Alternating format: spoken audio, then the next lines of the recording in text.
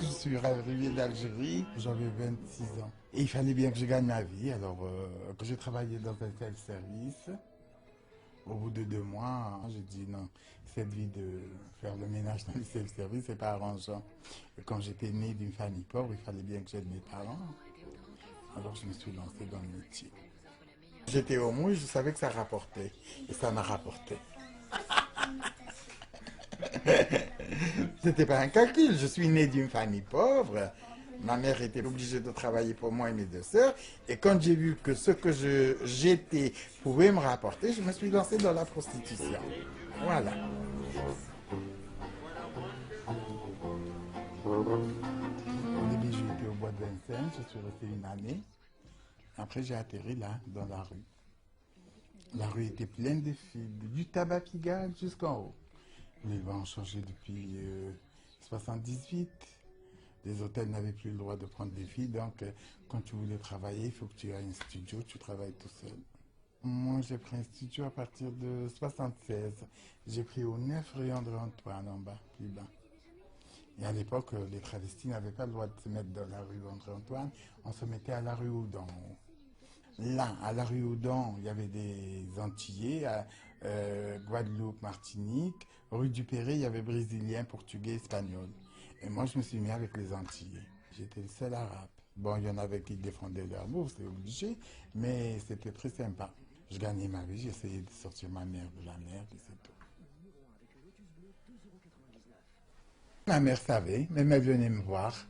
Au début, ça l'a dérangée parce qu'elle était choquée. Une vieille femme arabe qui n'a jamais vu ça, de voir son fils du jour au lendemain avec des seins, elle ne savait plus où s'en tenir, elle savait plus ce qu'elle voyait, mais à la langue, je lui ai expliqué gentiment.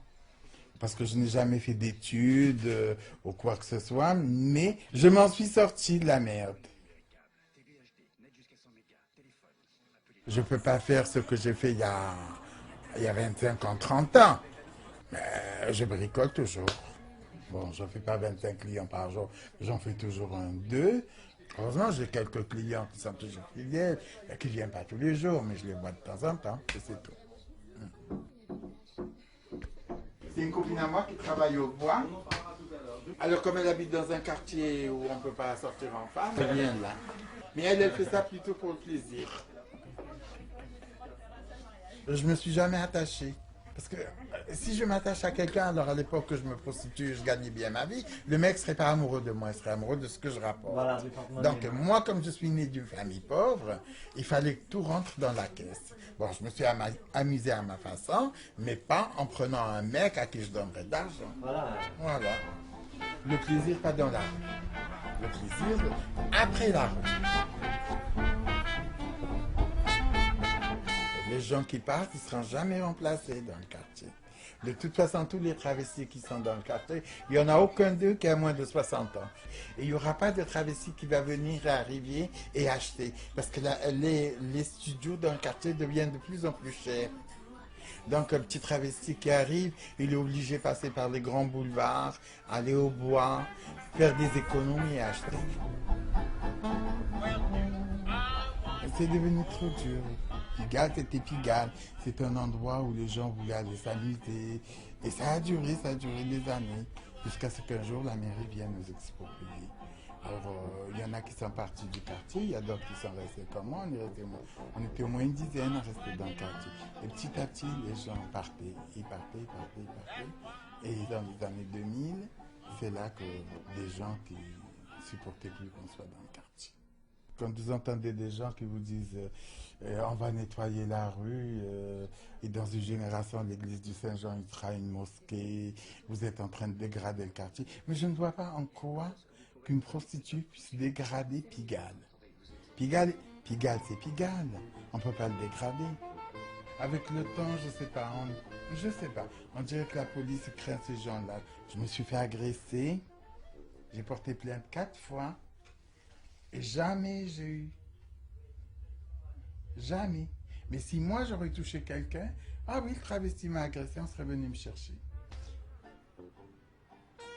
Avec l'argent du studio, je peux m'acheter 3 ou 4 appartements, des petits appartements en Algérie. Je vais les louer, comme ça j'aurai une petite retraite, voilà. Dans mon petit village, tout le monde me connaît, ils vont pas s'attaquer à moi. Mais j'ai toujours été en Algérie. J'ai été 3, 4 fois par an, avec des gros seins comme ça. Les gens, ils regardent pas, et c'est pas des sauvages.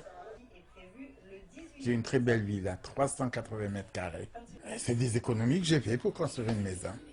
Et moi, j'ai ma fille avec moi. Elle a 34 ans, là. Elle vivait avec ma mère jusqu'à ce que ma mère soit morte.